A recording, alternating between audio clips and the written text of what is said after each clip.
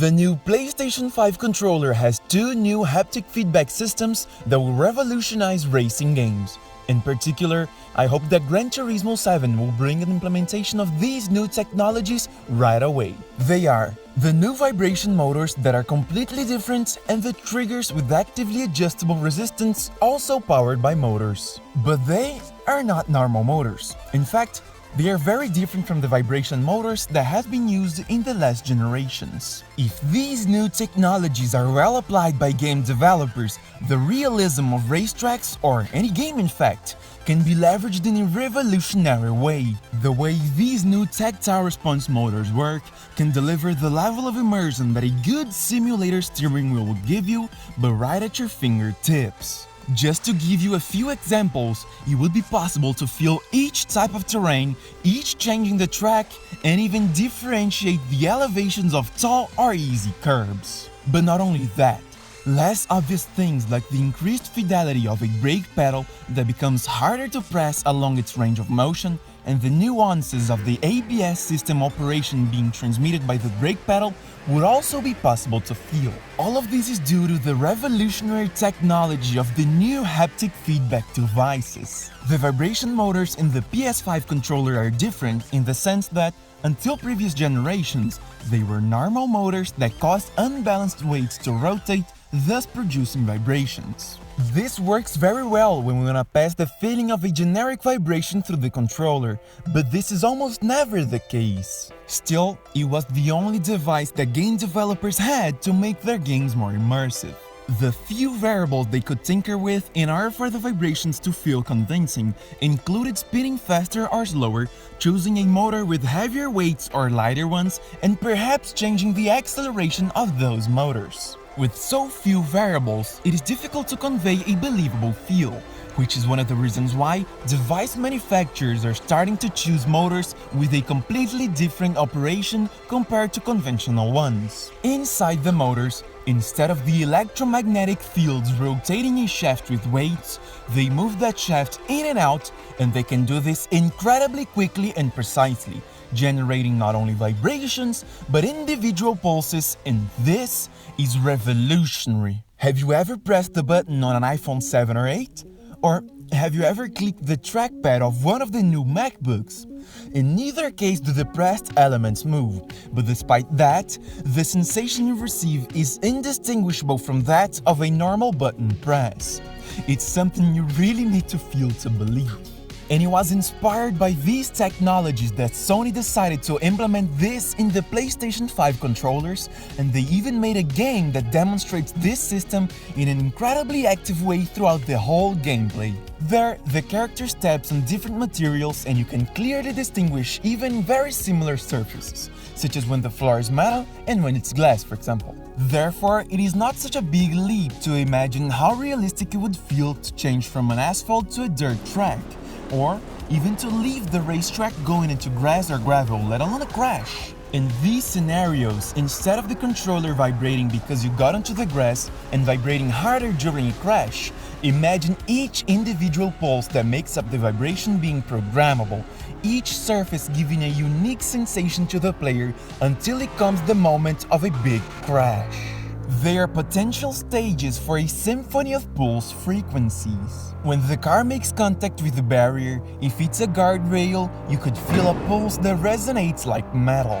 If it is made of concrete, you could feel a very strong pulse that disappears soon after. If you hit a tire barrier, you could feel a weaker yet more round pulse. I think with that, you should already start to glimpse the sheer number of possibilities. But there's more. If the impact lifts the car off the ground for a moment, you may no longer feel the ground pulses coming from the tires. Even if it only lasts for an instant, maybe you could feel the disconnection of everything stopping so strongly that it would really impact the player, differently than it is today. This is something that would be impossible with the previous generation vibration motors. This sensation of disconnecting from the road reminded me of a more common situation in cars: hydroplaning. In this situation, the driver loses control of the car even if he tries to turn the steering wheel. This can be simulated by turning off the stick that steers the car for a while, but it would be much scarier if you were feeling the contact with the track and suddenly you feel nothing as the car slides off the track. I feel like this would be a challenge for the programmers. Balance the vibrations so that the player does not want to turn them off because they are excessive and make their hands numb. Also, if the controls and vibrations turn off for a second, the player may think that the battery has run out and stop paying attention to the race itself. In any case, driving in the rain brings other challenges, such as the lack of grip on curves and braking. When you skid in these situations, you don't feel something that different. Still, if you were conveyed like that squeaky wet glass feeling, again, I think the simulation would be a lot more convincing, even though it might not be as realistic. Now, feeling the track is one thing, but drivers connect to the car mainly through the steering wheel, pedals, and gear lever. The pedals can be modeled using the triggers, but there's still more that the new vibration motors can do. In gear shifts, even if they are done using buttons, it is possible to simulate this as a haptic feedback. During a real gear shift, you can feel the engagement happening. You feel one gear decoupling, the lever freely in neutral, and another gear engaging, all well separated. If it is possible to use these tactile motors to simulate a button being pressed, it is practically a matter of copying the electrical signal and modifying it slightly for it to feel like a gear shift action. Have you ever imagined pressing a button on the controller to upshift and feel a gear engaging, very similar to the real thing? How incredible would that be? If you're imagining any application for this technology, share it with us in the comments as well. But now we need to talk about the triggers, because they have a different mechanism but just as incredible. They now have a motor too, like those used in sim wheels with force feedback. So you can pull the triggers and they force your finger back like a steering wheel trying to recenter its steering angle whenever you turn. So then we think, what could be the application of this in games? One of the applications of this force feedback to triggers is, well, triggers. Weapon triggers in FPS games have been modeled as buttons for a long time, and even though it is standard in some games to use triggers for this purpose, many players prefer to switch back to using buttons. But I doubt that they will continue to do this with the new trigger technology. For example, if you pull a real trigger, sometimes it has an initial looseness, then it becomes difficult to pull because it needs to move other parts and actually do its thing, becoming lighter at the end of its range of motion. This can be perfectly simulated with the new, say, force feedback motors on the triggers. When you start to pull them, they can have virtually zero resistance to simulate a little play. Then it becomes difficult to pull for part of the range, and at the end it totally loses resistance to mean that the action is over and it is the end of range. Another example are the pedals of a car. The gas pedal barely changes, if at all, when it is pressed, nor does the clutch, except in some cars, becoming slightly different halfway when the clutch itself bites. But in the case of a brake pedal, things get more interesting. When you start to press a brake pedal, it's like a trigger, there's almost no resistance at first. But soon it starts to compress the brake fluid and starts to get harder and harder to press. There comes a point where it starts to get really hard to press any further, which is when the little elasticity of the fluid and brake lines ends. From that point on, it is almost impossible to press the brake further.